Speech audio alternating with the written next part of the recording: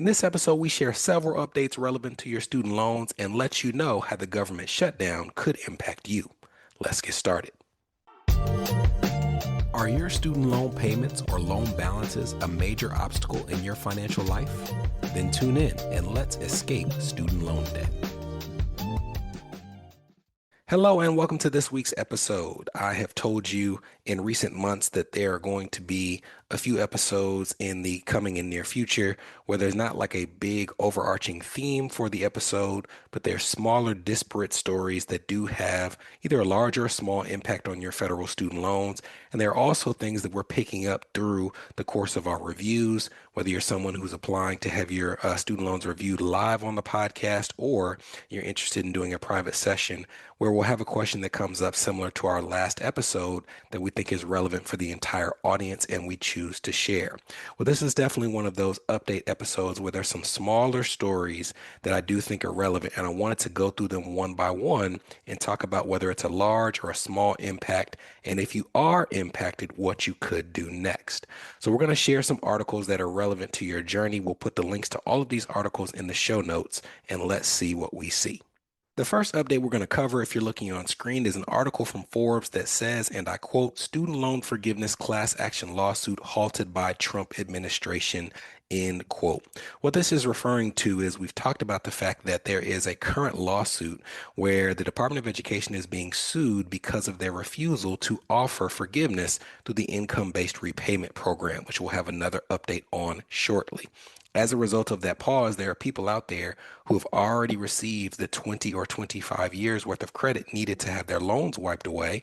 But the Department of Education's argument was, as a result of the Biden administration's differing views on granting credit, they wanted to go through with their own fine-tooth comb to make sure that before any forgiveness is offered, that they have verified the count.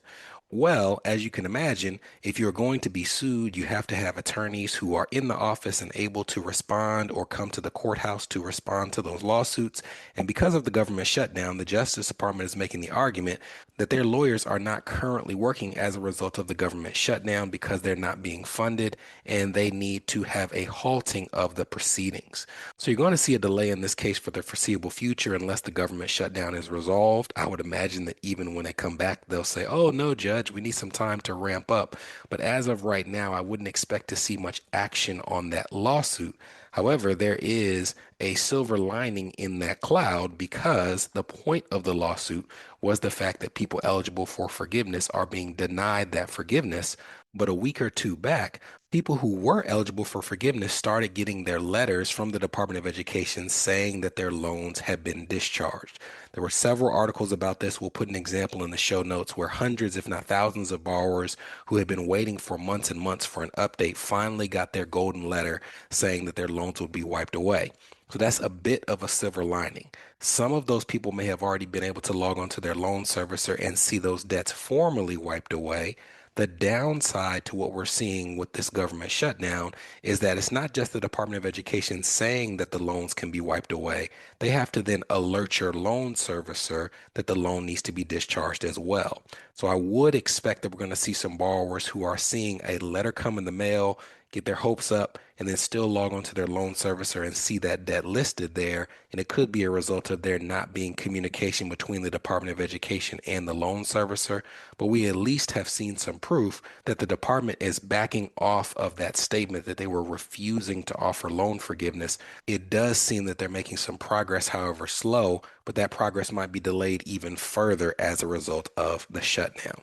Staying on that same vein, when you talk about the ways that this government impasse could impact you, we are seeing several instances where when you're talking about the department going through and updating payment history, there have been inaccurate counts. This is very common right now where people aren't getting credit at all. They have a loan that was consolidated, and prior to the consolidation, they had a certain amount of credit. Maybe even after the consolidation, they saw some credit, but suddenly it's been wiped away. You have people whose loans are listed as in repayment, even though they're on forbearance, incorrect payment amounts that are being calculated by their loan servicer. It's been a real mess. And as we've talked about, there have been two main ways that you can really submit a dispute. You can contact the Office of the Ombudsman, or you can go to the FSA feedback portal, which we're showing on screen right now and we'll link to in the show notes. And this is where people have been going to get resolutions on things like an incorrect payment account, or in some cases, we've seen some success with people who have been waiting on a PSLF buyback request, be able to get this resolved through this portal. However, as you can expect, as a result of this shutdown, the people who operate this portal and respond to the inquiries are likely not seen as essential. So it is still worth submitting feedback if you find yourself in dispute with the Department of Education. But in terms of setting your expectations, this is another area where you might expect a delay and even consider resubmitting after the shutdown ends, if it ever ends, to make sure your request is actually heard. And I'm hoping that as you're listening to this and we're talking about the shutdown, that you're a private citizen whose job has not been impacted and you're still being paid. But I do know that we have people who are government employees who listen to this podcast and may be currently furloughed, or they're working and are seen as essential, but they're not being paid, which is just a circumstance that I can't even wrap my head around. And if you're in that circumstance, you might be wondering about what to do with your student loans. As a reminder, with federal student loans, there are several options when it comes to lowering, if not pausing, your payments. The most obvious, if you're trying to continue to receive credit as a government employee towards things like public service loan forgiveness, is if you're on an income-driven repayment plan, you can ask for an immediate recalculation of your payment as a result of your not having an income. While this will change when the repayment assistance plan is put in force, because that plan has a minimum payment, if you do not have a household income under an income-based repayment plan, you can still sign up and receive credit even though you are technically not making a payment. You tried to make a payment, it's just that the circumstances of your income dictated that no payment was due. Even if you have a partner in your home who is still working, but you've had a reduction in income, it may still be worth reaching out to your loan servicer and having your student loan payment reduced so that there's not an extra burden during this time. That would be, as a government employee, to me, the most sensible way to go about this period of time, continuing to get that public service loan forgiveness credit now and just asking your loan servicer to recalculate your payments. However, if that's not working out and you're extremely worried, you can also apply for forbearance for your federal student loans. If you have private student loans, you may also find that your student loan servicer has an option for an economic hardship forbearance or a deferment. Now, I will tell you that in recent years, you used to be able to go back to all these sites like a SoFi or a Laurel Road and find detailed information about their hardship options.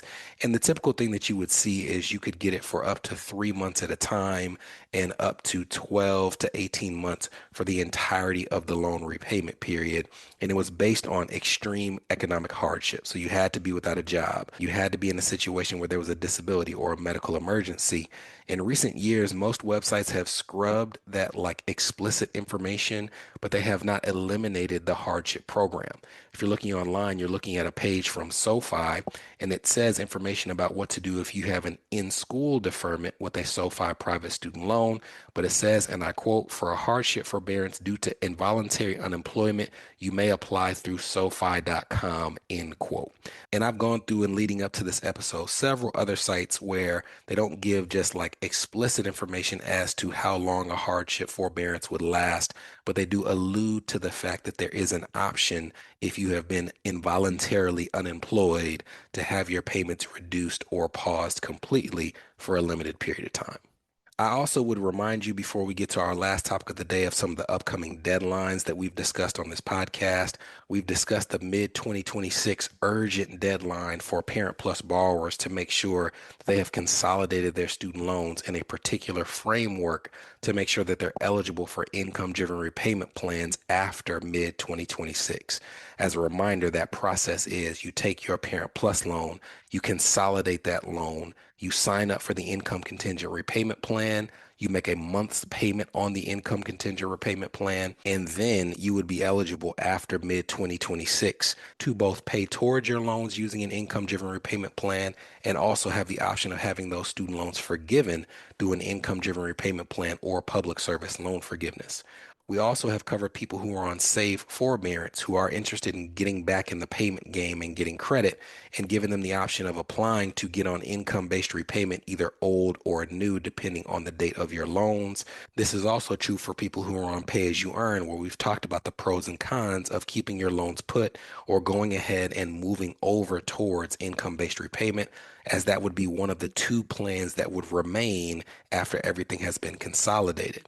Well, there has been a wrinkle in that system of signing up for income-based repayment plan because of something called the partial financial hardship. If you're not familiar with the partial financial hardship, what it means is for certain repayment plans, namely the income-based repayment plan, up until this point, you would apply for a payment under that plan for the first time, and they would calculate what you would pay under that plan and compare it to what it would cost you to pay off your student loans in full in a 10-year period under the 10-year standard plan option. And what would happen is if they found that your 10-year standard plan payment would be lower than what you would owe under the income-based repayment plan, you simply couldn't sign up for it. You would not be allowed to enter into the program because you did not demonstrate a partial financial hardship. Now, those rules were different if you had already signed up for the income-based repayment plan and had been making payments for a number of years, your income increased, and you lost your partial financial hardship. In that circumstance, they wouldn't kick you off the plan. They would just bump your payment down to the 10-year standard plan payment, and you would continue receiving credits towards forgiveness in that circumstance. But for people who are just trying to apply for the first time, that partial financial hardship had to occur. Well, the One Big Beautiful Bill Act changed that, and it said that through this consolidation process, because there would now be only two repayment plans available, they would remove the partial financial hardship requirement for the income-based repayment plan. This means that even on the front end of this process, you should conceivably be able to switch to income-based repayment without worrying about the partial financial hardship making you ineligible. Well, as you can expect, there have been some hiccups in that process. If you're looking on screen, there is an announcements page from the Federal Student Aid website that talks about all these updates from the One Big Beautiful Bill Act and the changes that it made to the income-based repayment plan. But at the bottom, it says, we are working to update both our systems and our loan servicer systems to implement these changes. We anticipate that the system changes will be completed winter 2025. As more information becomes available, we will update this page. The reason they had to put this on the page is because there are people all over who are applying for income-based repayment plan as a result of that partial financial hardship supposedly being removed, but their applications are being rejected because they don't have a partial financial hardship. And the department has acknowledged that their systems, both in their office and with their loan servicers, have not been updated to allow these people to get onto plans in this circumstance. And they're basically just saying, hey, at some point in the next few months, we're going to have it updated. But we are seeing people who are having problems making that switch onto IBR, even though conceptually they should be able to do so without issue. When it comes to other forgiveness credits and payment issues that people are having, this is the last update of the day, but it has to do with something extremely obscure, and that is spousal consolidation loans. I promise you, if you have a spousal consolidation loan, you're probably the only person listening to the episode right now who has that loan. In 16, 17 years worth of doing this, I've come across it twice, but it caused a ton of problems because, as you can imagine, when you have two people who are working and maybe trying to pursue student loan forgiveness or public service loan forgiveness, but they have one loan, it's hard to figure out who's getting the credit. Is the entire loan getting the credit? It was a mess. And there was an entire process through the Biden administration that was allowing people to apply to have these consolidated loans separated so that they would each have their individual loan. You have your own loan, your spouse has their loan. And there was a time sensitivity to it because what they were trying to make sure happened is the person would separate their loan from their spouse and they would receive the back credit that was being offered through the waivers offered during the Biden administration for public service loan forgiveness and income-driven repayment plan forgiveness. That deadline to make sure that you had it credited was mid 2025. And thankfully, we have seen these people in these situations have their loans separated, and they did apply before mid-2025, but once their loans were separated, they've gone through the process of trying to have their forgiveness credits updated, and they've been rejected. Their credits have been listed as zero, and when they have resubmitted their applications for their employer to have it validated, it's been rejected with no explanation. Well, if you're looking on this page from the Department of Education, it says, and I quote, borrowers who are pursuing public service loan forgiveness temporarily will see missing payments on any new direct consolidation loans that are a result of separating their joint consolidation loans. Updated PSLF information will be displayed later this year, end quote. It's essentially saying that just like those processes of updating income-based repayment, they don't have the systems in place to give that back credit towards those spousal consolidation loans. But if you are one of the few people out there who have it and you're worried that maybe you separated this loan and you'd have to start all over when it comes to public service loan forgiveness, the department is at least giving some indication that that's not what they're considering doing. They just have not yet gotten to the point where they've given you that credit. So again, we're ending on a note that impacts probably a very small percentage of you, but if it impacts even one of you, we want to make sure that we cover it. If you're listening to this information and you feel confused and you want some guidance, as a reminder, you can go to escapestudentloan.com/review if you think that your situation is unique enough that the rest of our audience would benefit from it, and you can have your loans reviewed. You'd be de-identified and posted on the podcast for our audience. And in that case, the session would be at our expense. If you want a more detailed review that wouldn't be on the live podcast and you want to pay for a consultation to sit down and go through your student loan strategy, you can go to escapestudentloan.com/session. Both of those links will be in the show notes. We'll be back in a couple of weeks with more student loan tips that will help you have your loans forgiven, reduced, reorganized, or expedited. I'll see you then. From Escape Student Loan Debt, this was the Escape Student Loan Debt Podcast, a show for established professionals whose student loan payments or loan balances are impacting their marriage, their business, their credit, or their dream of achieving homeownership.